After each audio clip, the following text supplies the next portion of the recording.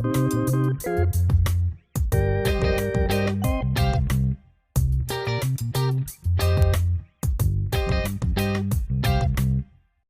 and welcome to another episode of Casting Views, the podcast where your hosts, I'm Dan and my nephew Lou, are going to cast our views on a chosen subject.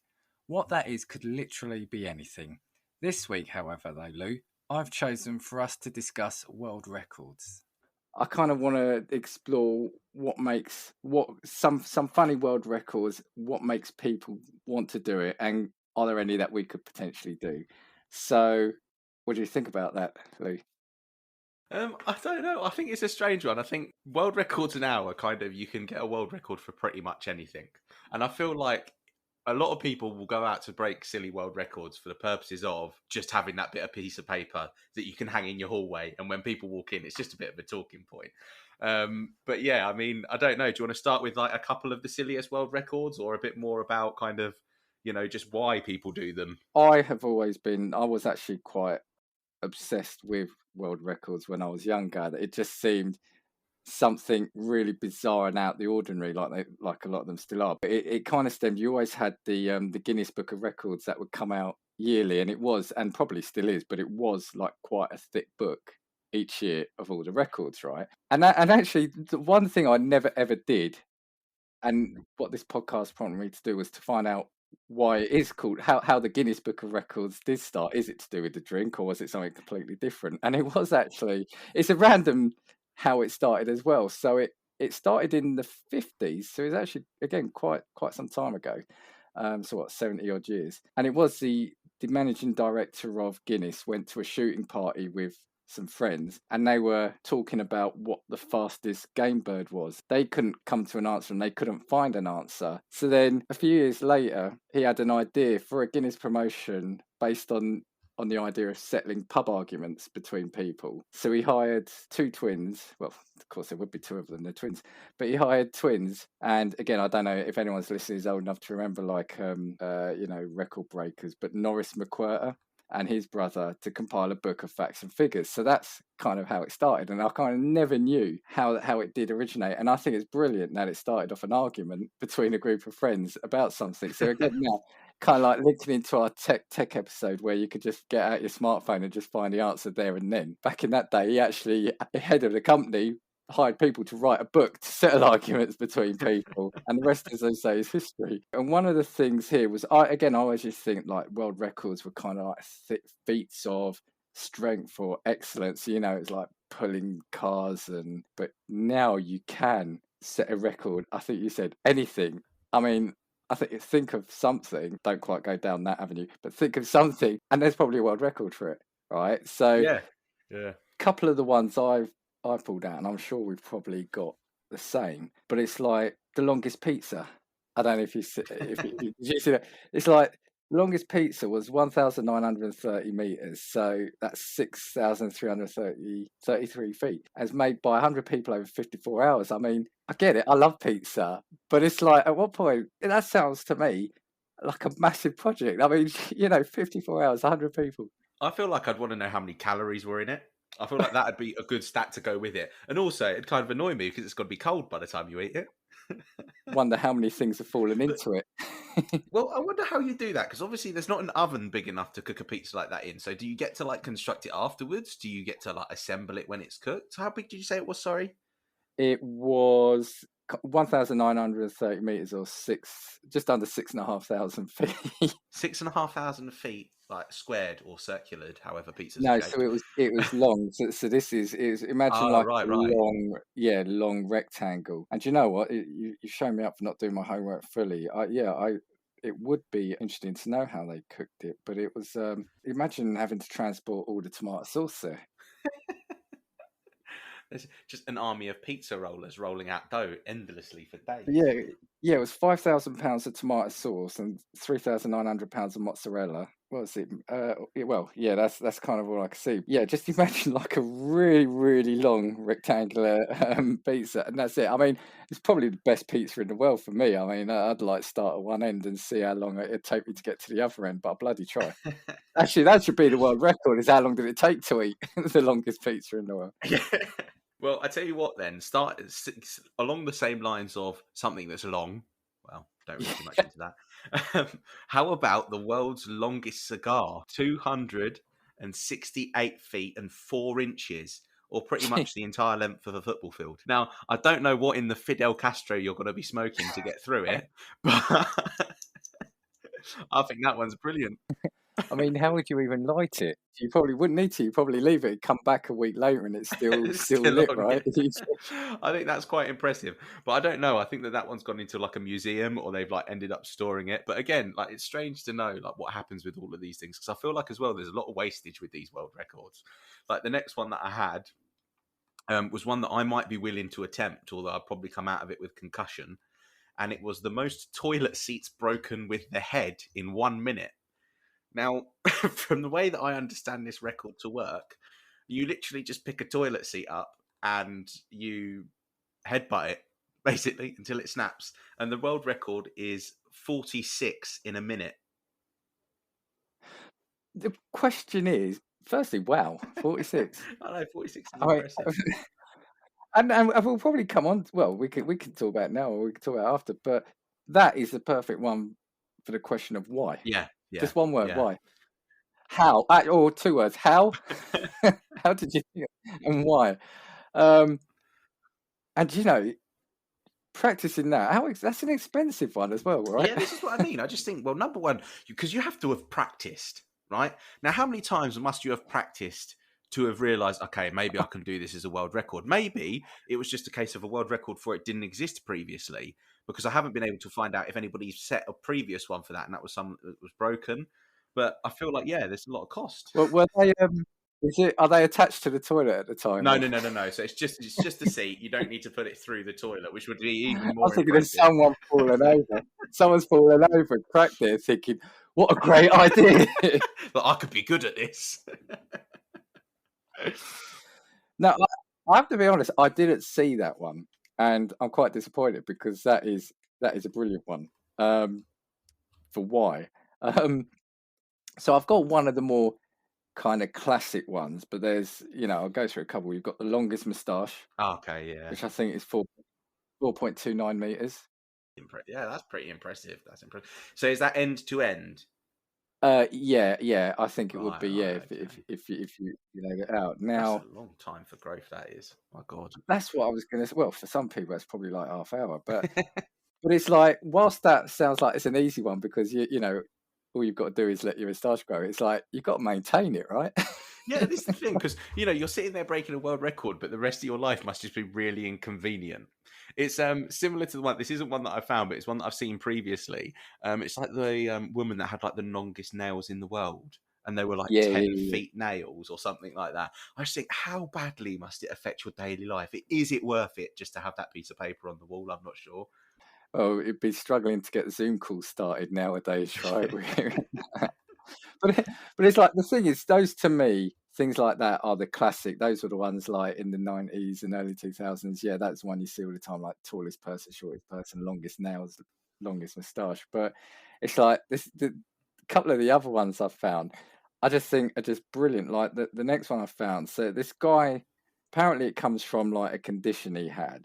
But he's like, without wanting to make light of it, he's made the most of it. So he's got the stretchiest skin. Oh, I've seen this one, yeah. It's like he can stretch the skin of his stomach out by 6.25 inches.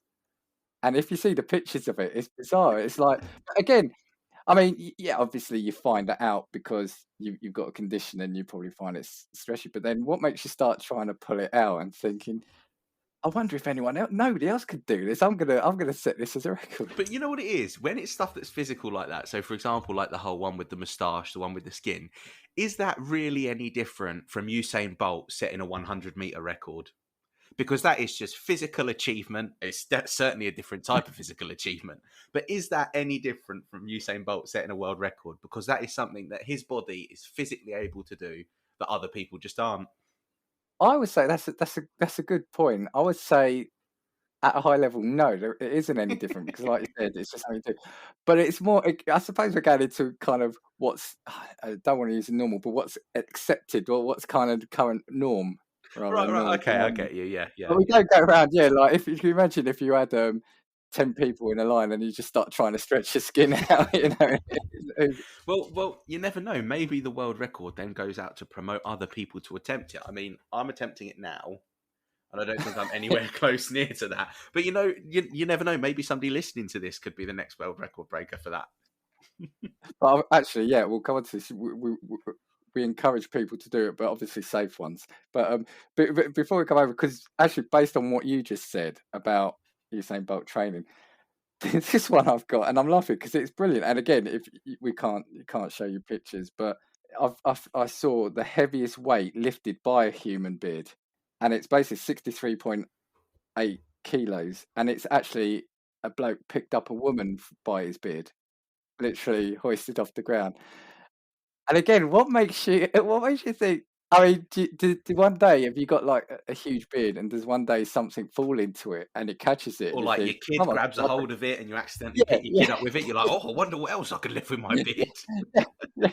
Or your dog's clamped down on it or something, and Yeah. you like running around, and your dog's just waving around in the air. But it's like, to me, that sounds quite impressive, and that is something, I mean, that's quite a boast, isn't it? Like, yeah, how much can you carry with your beard? Yeah. Only only a child, I could carry a full-grown woman. Yeah. Right. I tell you what then. How about pets? Because I've got a cat. You've not got any pets, have you? No, no, no, no. Because pets can also set world records. So how about the record for the most steps walked by a dog balancing a glass of water? Oh my God. I wouldn't know because I did, well, for one, can dogs balance a glass of water? What is it? Where's it balancing it on its Like back? Or? it's balanced on like their head, and the dog basically has to walk steps whilst concentrating. And now the same dog, which is a dog called Sweet Pea, an Australian Border Collie, holds both records for walking up and walking down with 10 steps going each way whilst balancing a glass of water. When was this done? Like last week? Is that why? Because he's the only one that's done. So what? Well, 10 steps each way? yeah, 10 steps each way. But I think there's two categories. So there's one walking up, one walking down, and this dog holds the record for both. So not as that. I think that's doubly as impressive because I that's. think that can be beaten. I That think can be so beaten. too, because I think the bigger the dog, surely it's easier to balance a glass of water. There must be like a natural knack to it. Like you pick a Rottweiler, they've got huge heads and huge backs and stuff like that. So I wonder if, like, because I don't know Sweet Pea. If you're listening out there, hi Sweet Pea. I don't know if it's like a trained dog or if it's just someone's pet. Because I'm wondering, like the dogs you see at Crufts and things ones that are trained for films, could they not be trained? Because it's all about, I guess, it not getting overexcited and walking as still as it can, right? yeah, that's true. Yeah. You know what? There was no background on Sweet Pea. It was just said that We Sweet Pea need was to the find holder of out. the bizarre record. So I don't know if it was something that performed in a show, but that would also probably, yeah. But again, I mean, if it wasn't a dog that performed and wasn't good at acting already, again, it kind of leads on to a similar point. How do you know that your dog is good at that? I know exactly why. Some someone was too lazy to go get a drink. And probably, like, I don't know, like someone like mate was in the kitchen. I'm like, Luke, can you get me a glass of water? And you can be bothered to bring it in. And you see the dog there, and you just put it on the bat and say, "Go to Dan." Yeah, there was oh, it was something like again. It was an old toy. It was called Big Track. I think, was it called Big Track? Never had one. That's probably why I can't remember the name. But you would program into it like a route, and it was pointless other than you could show people, oh, look what I could do. I can make this vehicle carry a drink or carry something for me. I think we've just evolved into using pets now. Well, the thing is, again, like I said, I mean, I'm more of the opinion that world records that are like biological world records. So, I mean, we talked about them, the beard one, the one with the skin, Usain Bolt running 100 meters, are much more impressive because otherwise it opens you up to the ability to actually set a world record for anything. Because it's even things Yeah. like I've seen previously where it's like, oh, the world's oldest salsa dancer is 96. Yeah, And I'm like, yeah, what do you mean? You mean she's just an old lady that still likes to salsa? That's what you mean. yeah, yeah.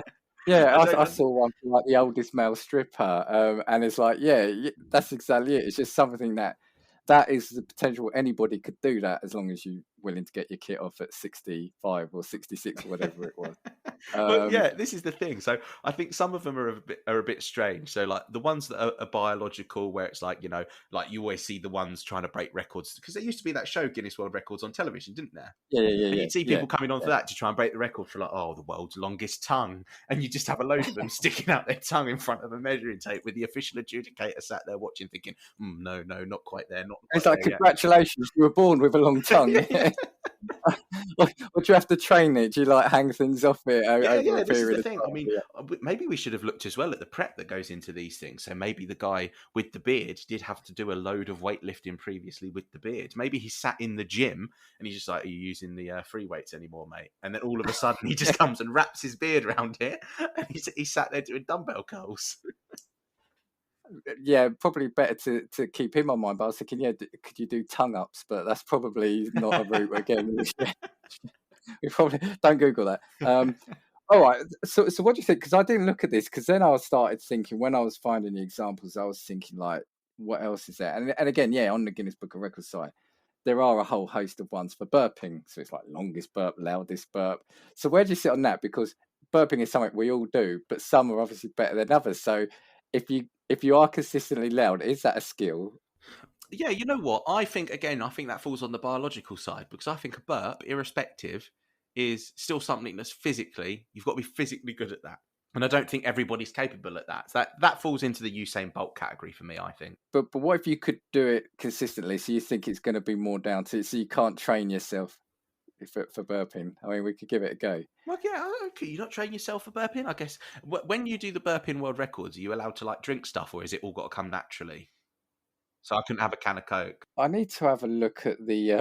I need to have a look at the rules. But again, this one is actually the longest burp was set in 2009. So I mean, this guy's loving his fame for now, and it was like, I mean, some of these are hard to believe. This is from the GuinnessWorldRecords.com. It's 1 minute 13 seconds and 57 milliseconds. I mean, the milliseconds are obviously important. I mean, you're burping for 1 minute and 13 seconds. I mean, what's going on inside your gut? Yeah, I feel like at that point you must have had something maybe must be a bit different about the way your digestive system works, because I couldn't even reasonably think about burping for more than about 5 seconds. I think that would be a push for me. Yeah, I mean, I'd get annoyed, and the looks I get from my other half if it's more than like 2 or 3 seconds. I mean, can you imagine? And you can't hide that during a meeting or something, can you? Well, you know what? Then maybe about the thing of getting good at it. Maybe you can train yourself to elongate the burp. So do you know when you feel like a burp coming just naturally, you just want to get it out, don't you? Maybe this person has mastered the skill of like stretching that out for as long as possible. Because again, how do they constitute what is a burp? How are we just like, oh, has he just stopped burping and now he's just making a noise? I don't know how that works. How does the adjudication work for that? I'm laughing at that because actually I'd hate to be the adjudicator for that. And funny, before I go on to my point, I think I did look for farting because obviously that's how my mind works. But I don't think I found anything for farts, which feels unfair. Oh, that might be something that I could be able to do. Oh, there we go. Maybe that's our niche. Maybe that's where we can go in. Although I'd hate to be the adjudicator for that one. But no, I was laughing when you were talking about that. Maybe you can train your burps, because I had an image of like a montage like in Rocky, but instead of lifting weights and press ups, there's a guy just burping and training. And each scene, the burps getting longer and longer, until they're jumping up and down with a 2-minute burp. It's like, okay, have you got another one? Well, you know what? Just along on the farting ones, I don't know if these are actually verified, but there's certainly videos of them online. So how about there is. How about the fastest time to topple an empty plastic bottle by farting? Now, what sort of typhoon are you managing to like whip up? And I can tell you now, you won't be able to see. I don't know. Maybe we'll find a way of showing this to people. But basically, the screenshot of the video is a man with his legs in the air, almost like he's giving birth, and he's got what looks like a plastic tube party cannon to his rear end, directed at a plastic bottle. And this same person has also got the world record, or whether or not it's been officially adjudicated on, for the most balloons popped by shooting a dart from a tube propelled by farts. Now, I think those are pretty impressive, to be fair. But is that, and it was something I was thinking of when I was looking at this and thinking of modern records and stuff. Is this are we now in the Jackass generation? Yeah, yeah, yeah, Is that what it yeah, is? yeah. I mean, and I'm not saying that like there's anything wrong with it, but have we gone from people, like I say, thinking, what is a test of potentially what can I do that can improve myself, or a feat of skill, like I was saying at the beginning, something of magnificence, to I wonder if I could knock a bottle over with my own fart. Do you Yeah, know what I mean? because do you know what it is as well? I feel like there's a difference between what is like. I think that there's a really finite line from what becomes absurd from what is like skill. So, for example, one of the more serious ones that I had a look at was for tightrope walking. Right, so that's obviously, that's a pretty impressive skill. You sit there hundreds of feet above the ground with a pole in your hands trying to balance. Yeah. And so it was a stuntman from China who walked on a 2,300-foot rope with a 1.2-inch diameter, set at a 39-degree gradient, and he broke the record for aerial tightrope walking. So you have to think he sat basically on what is the incline steeper than a hill, and he's walked 2,300 feet without stumbling once. See, now that to me is an impressive feat of skill. And then you turn the page, And and it's a bloke with darts in his ass. and then you turn the page, and there's a dog balancing a glass of water, and a man smacking his head through toilet seats, and you're like, "Oh right, well this escalated quickly." I mean, I'm still weirdly thinking of the one with the darts. I mean, that would change the game of darts. So imagine that if it went to like if you draw the match, and that is how you clinch a game of darts, where who can get the highest score with their own flatulence. I feel like most darts players would be all right at that, to be fair. Well, they could probably also do the longest burps, because they used to also drink the old pints during the match as well, didn't they? But the thing is as well, sorry, just before we move on, right, as well, because I think there's another category of world records, and that is ones a bit similar to the whole salsa dancer thing. It's kind of like right place, right time. Because, I mean, I'm not objecting to this world record, obviously. However, it's the world's largest swimsuit photo shoot, where 1,010 bikini-clad women posed on Australia's Bondi Beach for a photo shoot, and then also became world record holders. But you see, that's the thing to me. Is that a record, or is that just a mass gathering? Yeah, because what could I break the record? For example, if I just went on Facebook and found every person that was bald, could I just turn around and get them to meet me somewhere public? I take a picture with them, and then all of a sudden we're world record holders for the most bald people in one place, all in one go.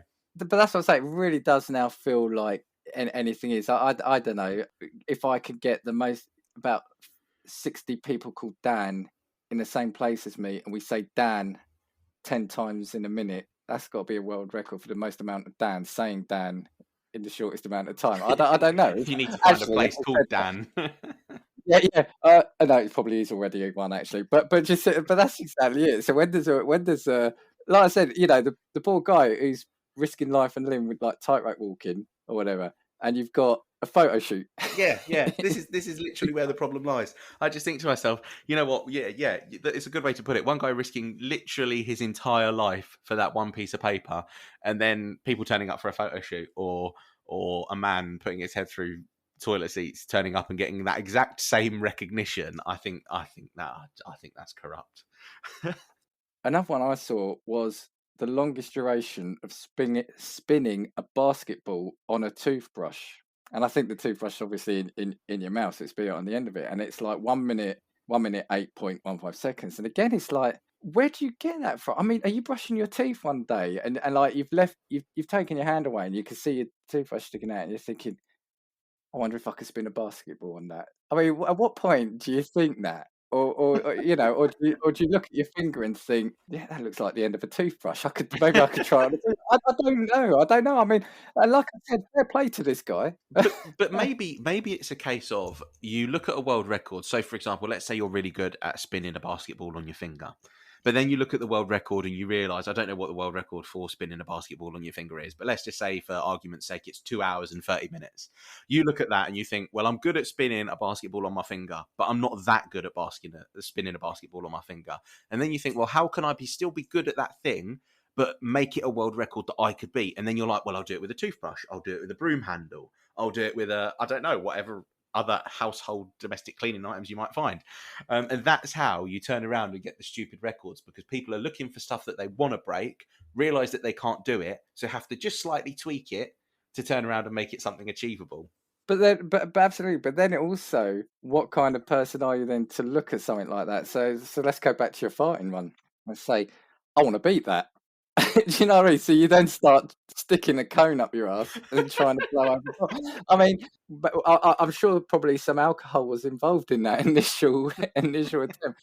But at what point do you then try and say, right, no, I'm going to try beat that? Yeah. Mate, I just don't understand the motivations, but I feel like the motivations are just for the recognition. It's just for the sake of turning around and saying, I am the best in the world at something, if not something completely useless. Because obviously, practically, I can't see where the benefit of, balancing a basketball on the end of a toothbrush held in your mouth is. But you never know, mate. Some people live different lives. I'm not sure. I'm annoyed I haven't written it down. Right, but there was like a couple of other ones which we can all do, and I know you and I are going to talk probably towards the end of things that we're going to try to do for the sake of promoting a podcast. It's like the most number of spoons on a human body, 79. That doesn't sound like a lot. Doesn't sound like a lot, but I've looked in my drawer and I've probably got about 20 spoons. So I'd need to, firstly, there's the expense of having to get another 60 to try and beat the trend. But again, and it's like, it doesn't sound like a lot, but you think they take up a lot of space. So you've got to be quite comfortable in how you look in your own skin, right? Because you need to expose quite a lot of that skin to cover up. Yeah, that's probably true. And I guess some people might have benefit of just having a bit more mass than other people. I guess that might help as well. But then again, maybe that's a physical feat. Maybe again, because a person who's 5'5" might not be able to carry that many spoons on them. So maybe we should be looking at that one, like the Usain Bolt one as well. But and the other one, and the one I didn't write down, which is why I'm saying I was annoyed with myself, is the most Post-it notes on your face in a certain amount of time. And I think it was like, well, I say only, it was like something like 29, I think, or 30. So I think it was in a certain amount of time. But again, it's like, are you bored in a meeting one day at work and you accidentally stick a Post-it note to your face and think, how many more of these could I get on me? Do you know what I mean?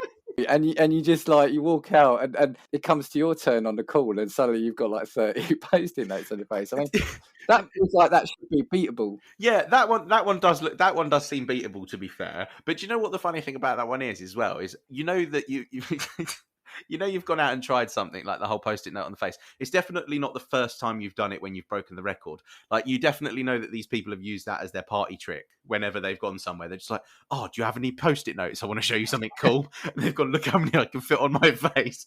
And there's just a random guy or girl walking through a party with 37 Post-it notes stuck to their heads. I said, mate, again, the next day at the end, it's like, bloody hell, Roger, you've used all the Post-it notes again. Run out of stationery in the office. You're like, where is he? I'll just take one off Bill's face. I've got another one because it batches onto that. This is one I did write down. Is the most amount of toothpicks in a beard is 3,500. So this guy has stuck 3,500 toothpicks into his beard.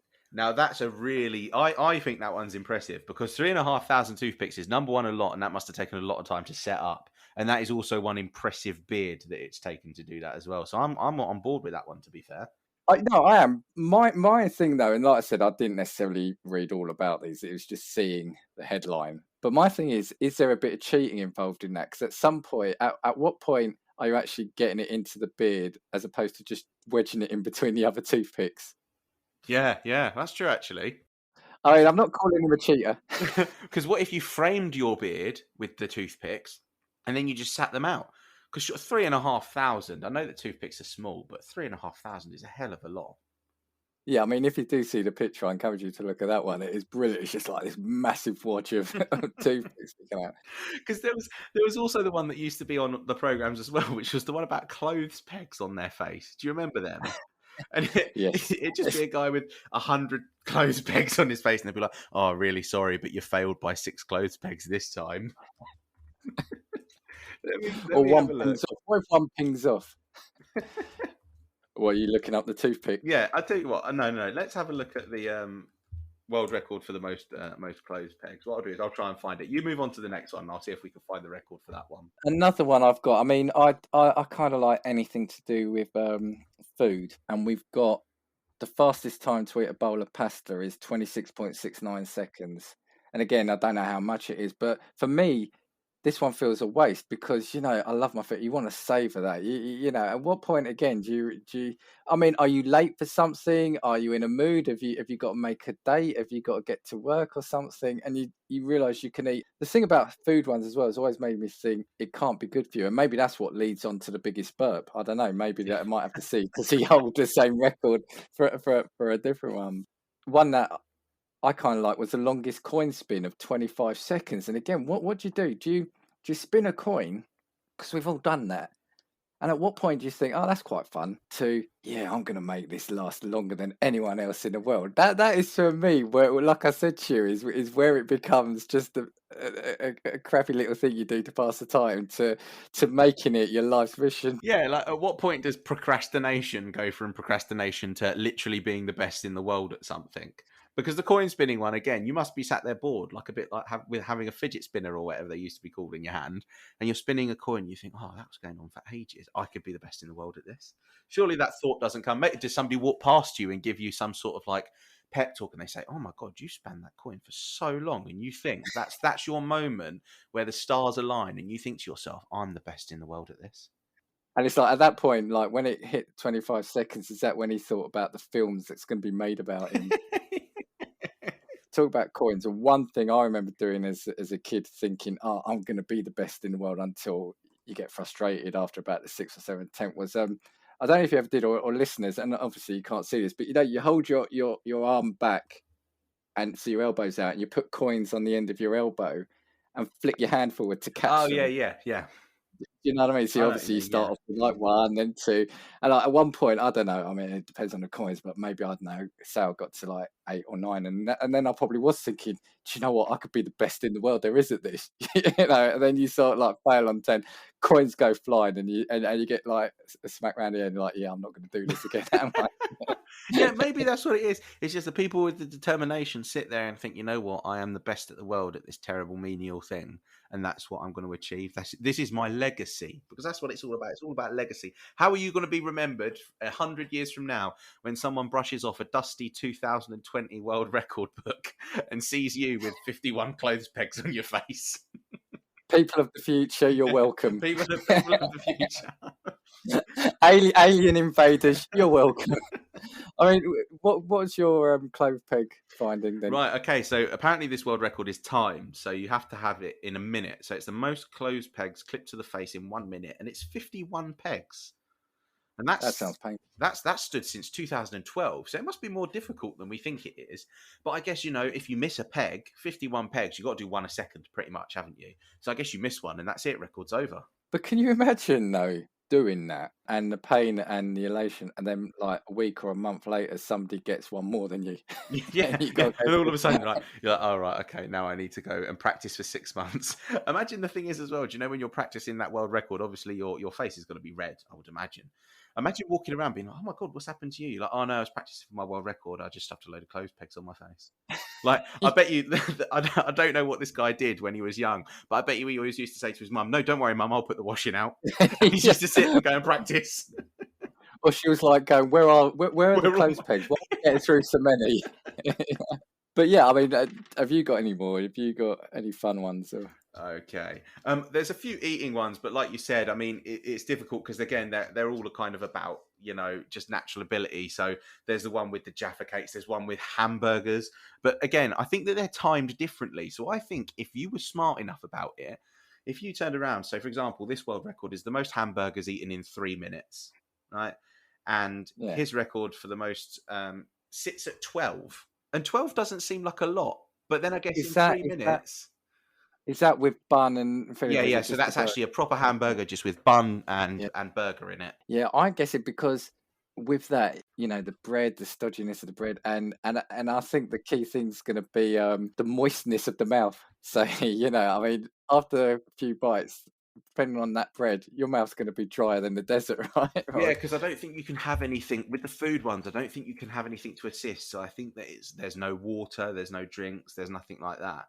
Yeah, It's yeah, just a yeah. case of you just have to scoff it down. It's a bit like the cream cracker one, Yeah, because yeah, that's yeah. the whole difficulty with that one is the fact that your mouth's dry I the mean, whole have time. you tried that? You must have tried that at some point. Yeah, I think I tried that when I was young, and I think, do you know what's really deceptive about that one is you put the first cream cracker in your mouth and you realise I've made a terrible mistake because it is so dry, and you're like hawking it back, and it feels like you might as well have just gone to the beach and put a handful of sand in your mouth because crackers are actually awful things without anything on them. But we were talking about, like, so I've mentioned that we're looking at, is there anything we could do to try have a bit of fun? And I was thinking about the Jaffa Cake one because they did it at work where I work a couple of years ago. But I was sitting there earlier and I was saying to the other half, I was saying, right, if we do this, what's the best way? And I was sitting there mimicking eating like Jaffa cakes. I was thinking, do I go for small bites? And that so it's less surface area in your mouth taken up, maybe less dry, but then it's going to take more time. And I was literally sitting there for about 5 minutes working out the best strategy for eating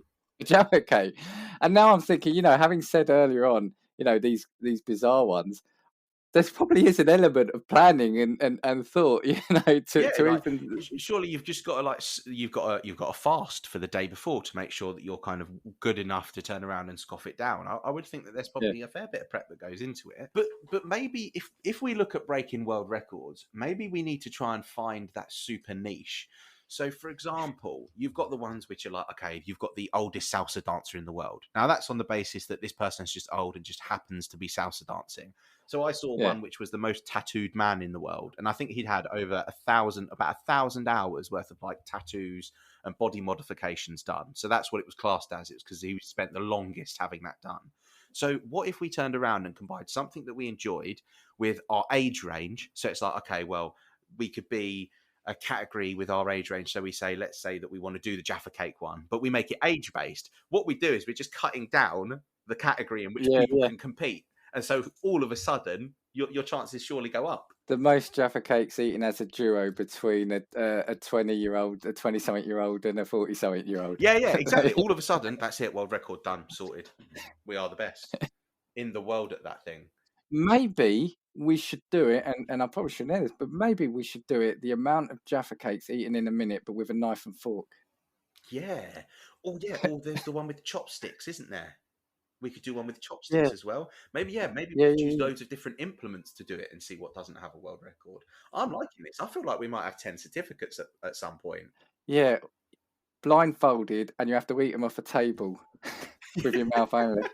or yeah, what about the most amount of Jaffa cakes eaten whilst blindfolded, only using the mouth, but you have to take them out of the box with your mouth as well? I think we're gonna work on this. I think Yeah, we're onto some stuff yeah, here. I agree. I actually think we could be world record holders in about a month's time. But this is the thing, though, that the fact that anyone now can, and like we said, I mentioned one of the other episodes about I reference video games a lot because I love video gaming, high Xbox. But it's like, obviously there's a whole thing of like speed runs in games and like esports as well, and it literally is any walk of life now. You can be a record breaker, which is great because it's no longer the kind of like the strongest in the world or the fittest in the world or the most intelligent in the world can have these accolades now. It is literally anyone can be now a record breaker. Yeah, this is the thing. I think you just need to find something that you're moderately half decent at. You throw a couple of caveats on it, boom, world record. And on that, there was one of my favorite game shows. It was from the 90s, and I don't know if you've seen it or listeners, you've probably seen it on like Change TV, or for our overseas listeners, there was a game show here called You Bet, and what it was, there were 4 celebrities each week, and each celebrity in quotes sponsored a member of the public, and they were coming on and would do a bet, and so they would say, I can do this in this amount of time, and then what would happen is each person would say, each of the celebrities, the one who was sponsoring it had to say they would do it, but the others would say, yes, I think they can, no, they can't. Then there were 100 audience members, they would vote, and so say it was 20 said the person could and 80 said they couldn't, if they did do it, whoever said of the celebrity said yes would get 20 points. So Oh, right, anyway, okay. yeah. So that's kind of the premise of the show. But like I said, what they were genuinely like just members of the public, and some of them stick out to my mind this day. Now, a couple I did look up just to kind of get a reminder of what they were, and you would have like the one I saw, and again I was fascinated when I was looking this up. There was an 8-year-old boy. So remember that 8-year-old, he could name a tube station just by what they did. They took in isolation a line on the tube maps. You know, you get like a little line or a circle Okay, which yeah. says that's that, but they made all the tube lines the same color. So what he could do is he could tell you what station or stations were cut out and the lines that were going through it. Oh, right. And he did, I can't remember, but I think he did about 20, and he did it. There was another boy, I think he was 17, identified the make and model of, I think again, like 20 odd cars just by the tail lights in 2 minutes. There was a guy, I think, now I'm starting to use memory, but there was a guy, I think, who said who could identify cars by the sound the doors made when they closed. How Again, would I'm you? not saying, but this is it. I'm not saying necessarily they all did it. Some they would fail a lot, but the fact that they even could do it well enough to get on there, like sometimes I'm assuming the pressure got to them. Another one was one, and I couldn't find it right, and even the internet. I could see reference of people remembering it, so I'm not just dreaming it, but I couldn't find it online. But there was a guy, and I think it was Queen songs. So he was sitting on a stool in a soundproof box, like a clear soundproof box. There was a candle and a speaker, and members of the audience chose random songs from a selection of Queen songs. And he could guess the song by the way the candle flame was affected by the bass from the speaker. Or the air from the speaker. And he got it right. He got them all right. I remember vividly. And again, I'm thinking, are you that you know you're pretty much falling asleep, or you're just sitting there at home and you're that bored, and you just look, you've somehow got a candle next to a speaker, and just realise, yeah, there's a pattern there. To me, that is more impressive than a lot of the other things because it's a really random thing. And the guy's proven his skill to do it. Well, that's the thing. I think maybe again that's partly the difference between the whole skill and the just complete randomness. Because I guess to an extent, you have to be able to understand the beat of the music, and then all of a sudden he's got the beat of the music with the reference point of the candle. Like how long has it taken him to get to that point, to where he's so skilled that he can actually name whichever song he wants just by the flicker of a candle? Like that's impressive because hours have gone into that. Hours have gone into that. You had similar ones. One that I read, I don't remember this at all, so it could just be the wonderful internet remembering things wrong. But another guy said, apparently another guy or woman said they could identify a record just by the grooves on it. Now, I don't know if that's true, but it feels to me that it could be. I mean, if a kid can identify car tail lights. Yeah, that's true. Because there was one here where old show Brookside, old soap opera, this person had 40 clips, and an audience member picked 5, and he could just by a brief clip of it, he could say the year it aired, the number of the house they were in, and who lived there. Now, that sounds quite impressive. If it's from 40 clips, I'm thinking that's something. If you've watched the show over and over again, we've all got films that we could probably recite, or programs we could recite. Yeah, that's true. Yeah. And whilst I'm not taking away, I'm not saying it's not easy. I'm thinking the guy with the candle, you are just seeing a reaction, and again maybe you just get used to it, and you could probably get the beat in your head, but it feels like it's a more impressive. Yeah. But then maybe is that because it's something we relate to? Like you just said, the one with the programs, like we've all got films that we can memorize. Maybe that is what the skill would be. I mean, for example, I love Tarantino. Could I turn around and maybe it could be the person who's able to read off the most Tarantino lines chronologically. Do you know what I mean? It could be something like that. And all of a sudden I'm like, yeah, you know what? I basically do know all the lyrics to Django, all of the words to Django.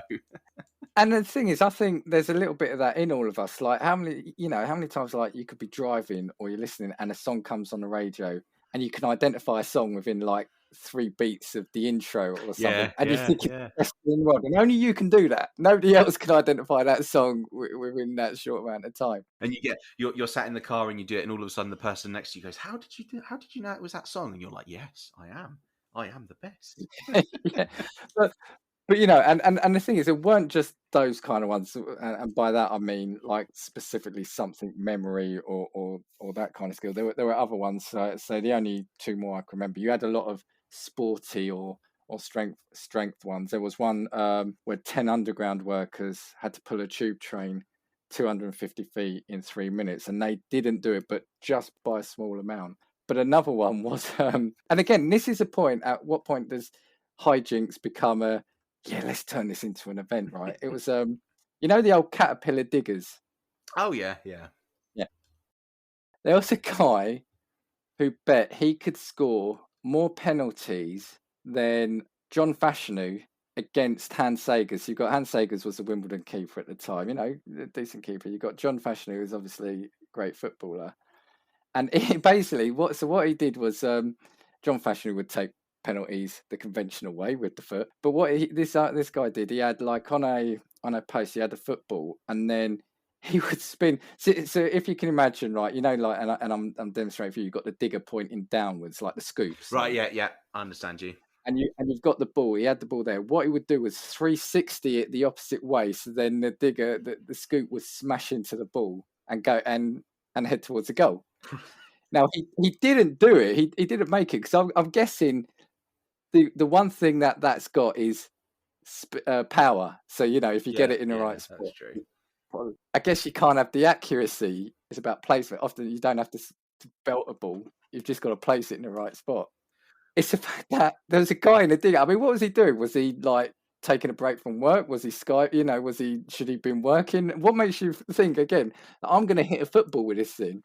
But see, then all of a sudden, all these ideas are popping into my head because I'm like, could we break the record for the most penalties scored against a professional goalkeeper struck using a cricket bat? Because surely nobody's ever tried that. Surely that can't be a record. And then all of a sudden, I'm thinking, what else do I use in my daily life that I could use to do that? I feel like this is what happens. All of a sudden, we've then tweaked his record to make it even more stupid, and then we're breaking it. Here we go. What you could do is one of us could drive a car and the other throws a ball in front of it. So it's like volleying a ball. Yeah. Most penalties, most volleys scored with a car against a professional goalkeeper. Any professional goalkeepers out there who want to help us? Well, you know what? Ben Foster's the cycling goalkeeper on YouTube. Maybe we should reach out to him. How many goals scored with a Ford Focus bumper? There you go. For me, one of the last things though is there's a day each year where you attempt to break the world records. Now I can't remember. I think it was in November, so we've got a bit of time. It was the 18th of November last year. But you had last year there was a few that broken, and again, we talk about natural ones. There was the tallest teenager. Now, while we said that's down to biology, I mean it was a 14-year-old who was 7'3". I mean that's pretty impressive. Yeah. There was I love this one, the Harlem Globetrotters, and again I used to love watching them on TV. I mean I don't know if you can still see them on TV, but the furthest behind the back successful basketball shot. So imagine you've got your back to the basket and you're trying to score a basket. 13.86 meters. That's 45 feet. That's a big distance. That's huge. The highest throw and catch of a spinning basketball is 6.12 meters, and I've got a few on basketballs here. But the most. I think these were all by the Harlem Globetrotters, sorry, and the most bounced basketball figure eights in a minute. And the last one I got was the most magic, not by the Harlem Globetrotters, although they probably could do. Most magic tricks performed underwater in 3 minutes is 20. I mean, again, what constitutes a magic trick in that moment? But for me, no, what's more impressive, and again, you probably find it on video, is like, how does he stop all the cards going everywhere? I mean, it's like surely a lot of the tricks are going to disappear. He's pulling the bunny out of the hat and it's already drowned. That took a dark turn. It's like, well, all right, maybe I shouldn't have tried this one. But and like I said, honestly, not laughing at anyone do it because like you said, their names are in record books. I think it's just what fascinated me when I thought about this was again just what makes you then pursue that and the dedication you must do. I saw I haven't seen it fully, but there's the Rubik cube documentary on Netflix. Have you seen that? Oh, I don't think so. No, I haven't seen that. And like these kids, well, I say kids, but they probably range, up to like sort of early 20s and that. They're doing Rubik cubes in a matter of seconds, and some of them are doing it without looking at it. Some are doing two at a time, or and I used to only solve it by busting them apart and putting them back in the yeah, you know. I'm actually genuinely in awe of those people that can do that, because it's like that is something that blows my mind. And I guess that's why I wanted to talk about this, because while some are silly, they still put themselves out there to do it. Yeah. This is the thing. I think the Rubik's Cube one's probably one that impresses me, because when the Rubik's Cube came out, like there were people looking at it like it was a mystery of the universe in terms of how to solve it, and now all of a sudden we've got legitimately 12-year-old kids who are solving it blindfolded behind the back after looking at it for about 3 seconds. And that's how it kind of evolves, isn't it? But you know what? Maybe you just said that you could set your own record. Maybe it's the fastest reassembly of a Rubik's Cube after breaking. Maybe it's the fastest solving of a Rubik's Cube following a breakage. Like, Yeah. maybe we could put that out there. Or the quickest person to get frustrated trying to do it. Did you have any more before? Well, I had ones that maybe were attemptable, if that made sense. Well, that's it, and kind of one of the things, and like I said, whether we end up doing it or not, one of the things we said is we want to try to do something, didn't we? So let's hear it. Let's hear it. Okay, so what about the most marshmallows eaten in 1 minute? Yeah, we could try that. I think we could try that. Now, they must be a standard size and may only be eaten one at a time. So you need to finish it, start the next one, finish it, start the next one. And you're also not allowed to drink. Now, there's actually a caveat. They strongly recommend that you do not attempt this multiple times in one day. On the basis that you might give yourself indigestion with the marshmallows, I guess. You're clogging your insides up, yeah. And you said they've got to be standard size, right? Yeah, just a standard size, not mini ones, not giant ones. So I imagine there's probably like a rule set, but I think that's in the further details with the record. Yeah. But that one currently sits at 20. That one currently sits at 25 in 1 minute, which I don't think is terrible. But then a marshmallow's quite dry as well, maybe. That's quite a lot. If you think that's one every 2-point-something seconds, which doesn't sound a lot, but after probably the fifth one, you probably get. I mean, you could probably go down to Tesco and it's probably what's the word? It's probably actually described as record sized. Standard size for world record attempts. You can probably find that on the shelf. But yeah. If you think about it, that's one every 2 and a bit seconds. Yeah. Yeah, one every 2 and a bit seconds. Okay, this one's quite fun to try. Yeah, I think it's an attempt. It's definitely one worth attempting, I think. Food. It's food. It's brilliant. Let's do it. Okay, what about then this one? Fastest time to put on a double duvet cover.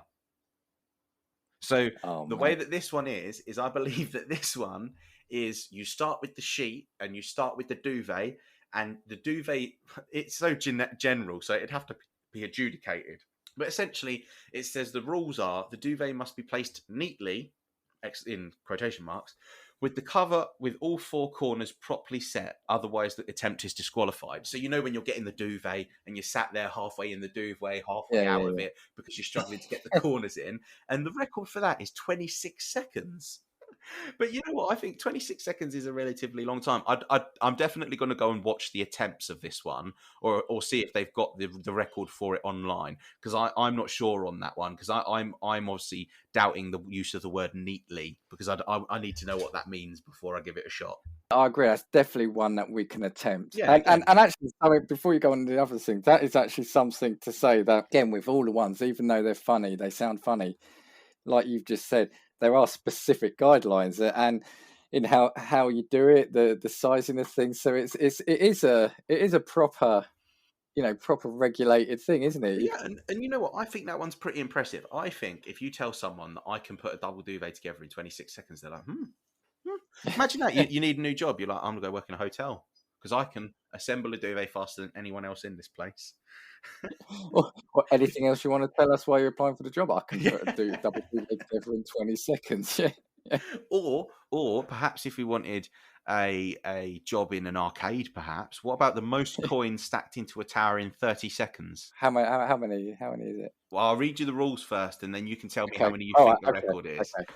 So it's any coinage that carries a maximum thickness of 3 millimeters may be used, although only one hand can be used whilst the other hand is held behind the back. At the end of the 30-second period, they must remain standing for 5 seconds. What do you reckon the record is for that one? You can start off really quickly. I guess as you get higher, you're going to naturally slow down because you've got to get them bang on. So let's say, I reckon you could do, I don't know, it's going to be something ridiculous, isn't it? Let's say 30 seconds. Let's say, I don't know, let's say 50. Wow, you know what? 51. Is it 51? 51 is the record. Unbelievable. That's it. I I'm think you're already 1 coin off already. You're 1 coin shy of a world record already. I'm going to go for a record attempt at guessing what the records are for record. Yeah. Maybe you could actually, exactly. Again, there's nothing to stop you. That could be a world record. 50. Yeah, okay. To me, though, I said 50, thinking that feels quite doable, but I think that's got to be so frustrating. I reckon that is so hard because I was thinking you'd start off really quickly. Yeah, because you'd just go and stack them immediately up, wouldn't you? Because you can get like 10 coins together, but then after that, all of a sudden they start to wobble because you can only use the one hand to pick them all up as well. I wonder if it's also like the size of the coin, because I wonder if it's about technique. So as you're putting it down on the other, can you use your fingers to almost align them? Do you know what I mean? Yeah. See, now in the rules, there isn't anything specific on that, but I don't know whether or not if you put in for an adjudication, they'd give you additional information on that one. What else you got? Okay, what about for those that loved Toy Story? We've got the fastest time to assemble a Mr. Potato Head whilst blindfolded. Blindfolded. Now, the difficulty with this one, and the reason as to why you're blindfolded, is because you must only use your hands. I don't know what else you're going to use to assemble a Mr. Potato Head. I didn't know which people were choosing to prefer using their feet, but okay.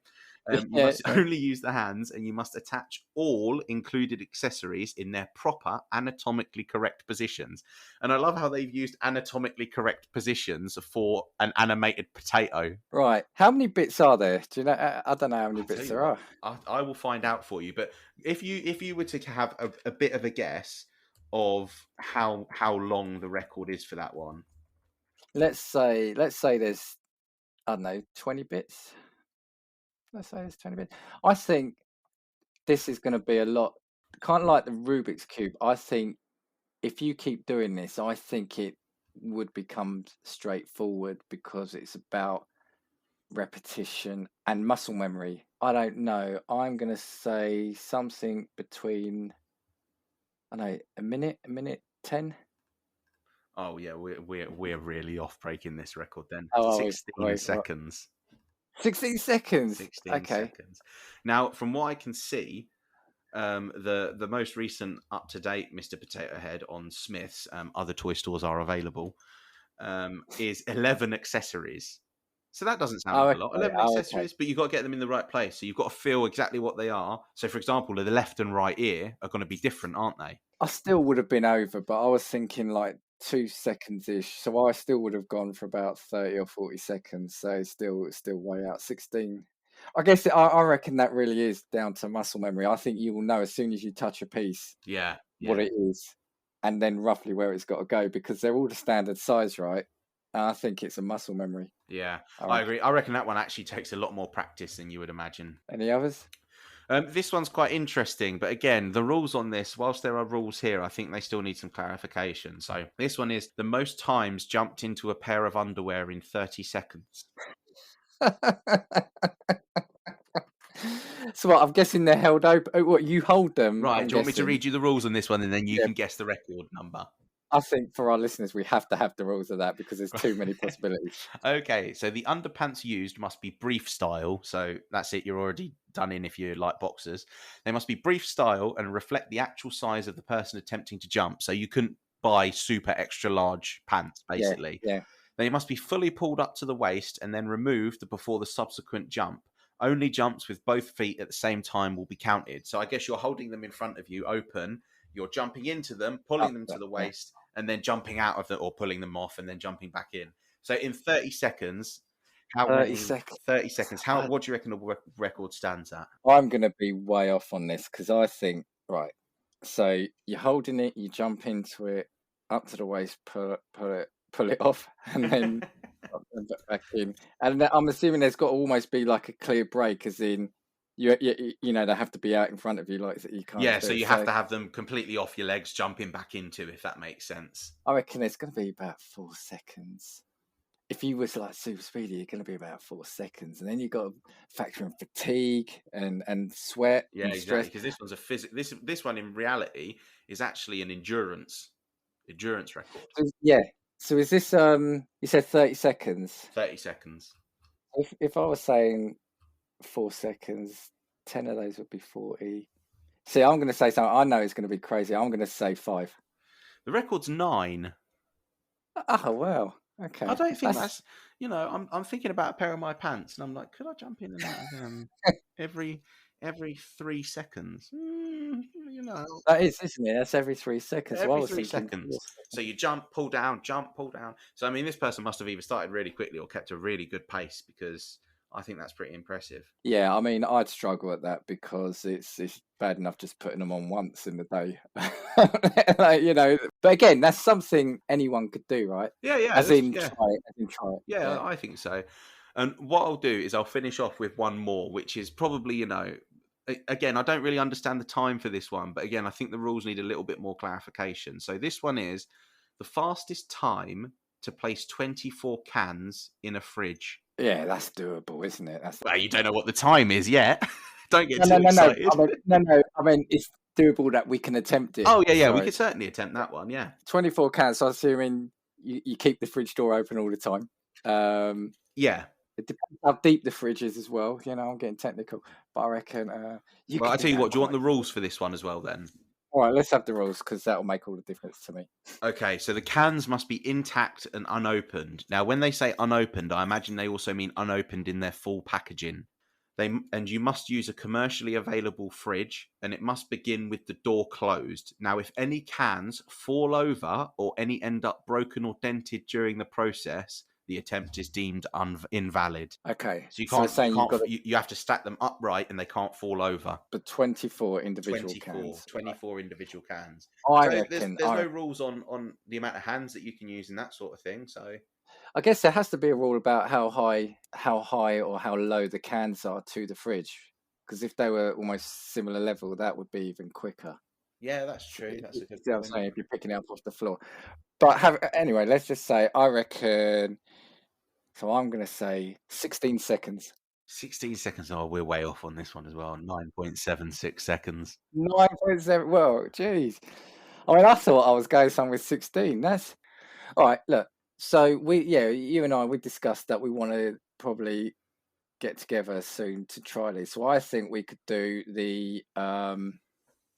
I think we could do this one, the cans, because you've always got a nice stash of cans at your house. Cans. I think we could do Jaffa cakes. Yeah, I think Jaffa cakes is viable. What's the other ones you mentioned? We could try the Duvet one. Yeah, I think the pants one could be. You don't have to be naked with the pants one, obviously. I just want to caveat that to everyone. You know, you can do it over your clothes. I've got a feeling I'm going to do myself a big injury, like falling over flat on my face. So I might be the adjudicator for you. Watch, you sounded quite dodgy. Yeah, I was just about to say, watch me taking my pants on and off. Yeah. Oh, you said about the coin tower. The coin tower. Yeah, the coin tower. The most coins assembled in. We just need a lot of coins. Yeah, you need a lot of coins. Yeah, the Duvet one. The marshmallows. Most marshmallows eaten in 1 minute.